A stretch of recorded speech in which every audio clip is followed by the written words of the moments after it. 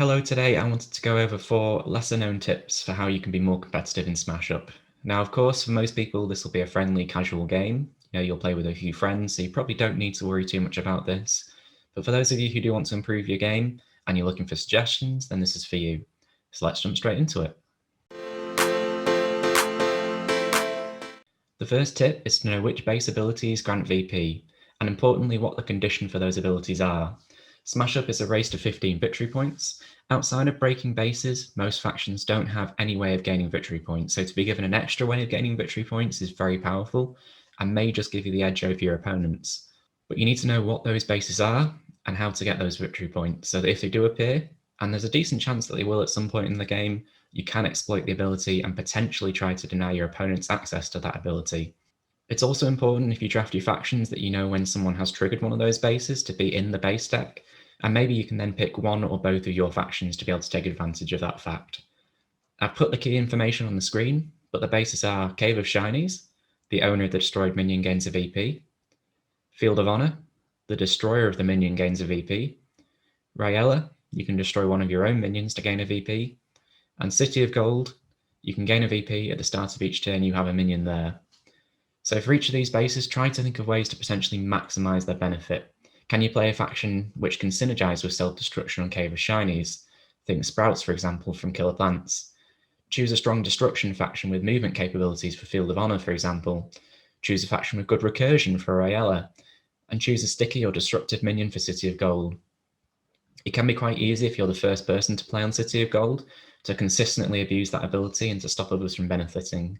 Think Leprechaun or Monster Tornado, for example. The second related tip is to know the problem bases.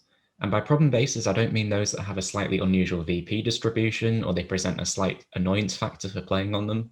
No, I'm talking about those bases that fundamentally change how the game plays out.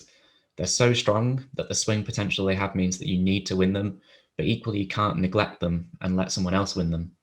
You need to be aware that these bases could come up and have a plan in mind in case they do. And again, this is useful information if you draft, so you can potentially make sure that one or both of your picks can deal with that particular base. Not including Munchkin, I think there are 9 bases that fall into this category. Factory 4361337, the winner here can potentially gain a 3 or more VP difference to second place, and that is being quite conservative. This base has the potential to award the winner 7 plus VP. In a similar vein, you need to watch out for Rhodes Plaza Mall. One player could very easily achieve 6 or 7 victory points from this base, and like Factory 4361337, how can you stop this or abuse this ability yourself? Portal Room is next up, and this base has the unique ability of granting the winner an extra turn when this base scores. Taking an extra turn can be very strong, and it might be the extra time that you need to set this up or execute a particular combo piece. Don't underestimate this one, especially if you can have 2 turns in a row. Ice Castle is next, and if you have no way of moving onto this base and other players do, then they're going to get unanswered victory points on you. No Moon is one of those bases that can completely change what's happening in the game. It has a big breakpoint, so you could potentially take the risk that you'll break other bases before it goes off, or you could only play onto No Moon to minimize the damage it could do to you. This is a dangerous one for sure. Unicrave, can you manipulate the base deck, or can others manipulate the base deck? Should you avoid this base entirely or hope for a big payoff? This one, like No Moon, will question how you should play around this base. Q Point, do you have any indestructible minions in your faction? Do you or your opponents have any specials that could change the outcome of this base at the last minute?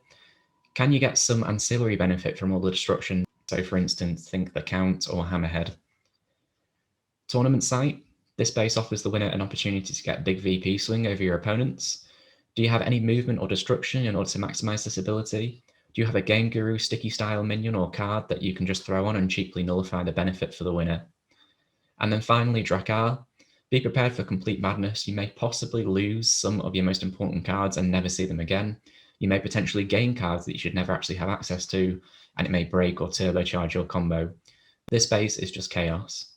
So this list is different to the VP scoring bases, but equally important. Know the problem bases. For number 3, I'm going in a different direction now, and it's watch players' hands.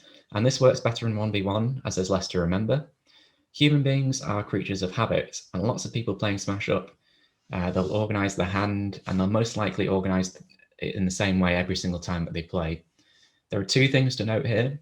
Is there any additional information that you can gain from your opponent? And how can you not fall into the trap and give information away to your opponents?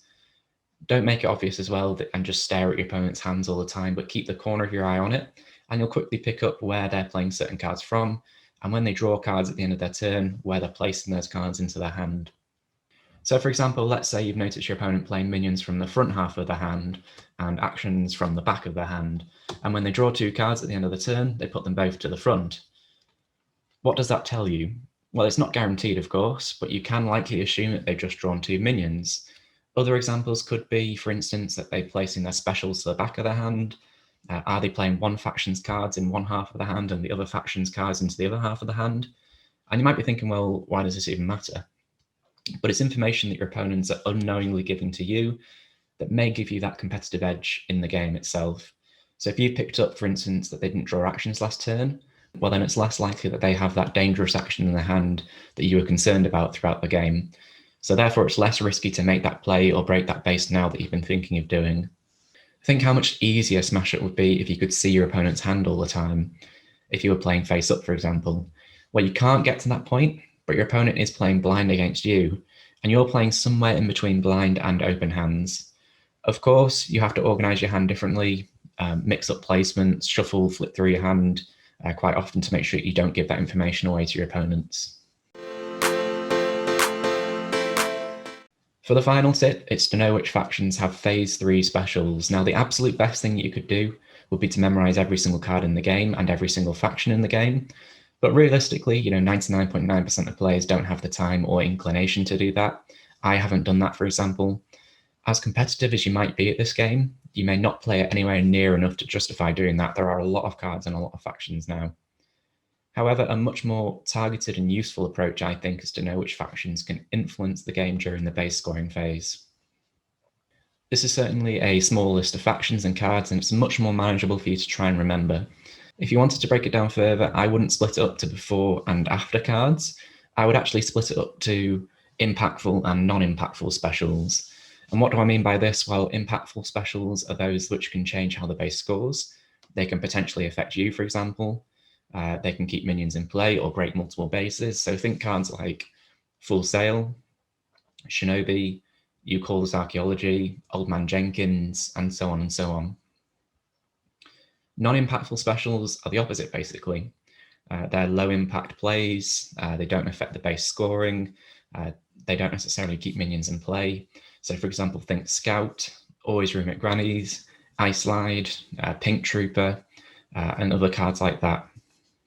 So if you can go into any game and know if your opponent has specials, and more importantly, if they have impactful specials, you can then begin to develop a game plan to take that information into account. If you have no idea that your opponent can potentially kick you off a base, steal first place, break multiple bases in the same turn, there's a pretty good chance that they'll win that game because they're able to get unanswered victory points, very efficient victory points, or just easy steals for first place, for example. So those are my 4 overlooked tips for being more competitive at Smash Up. What did you think of these tips? Do you have any tips that you'd like to share? Let me know down in the comments below, and I'll see you all next time. Goodbye.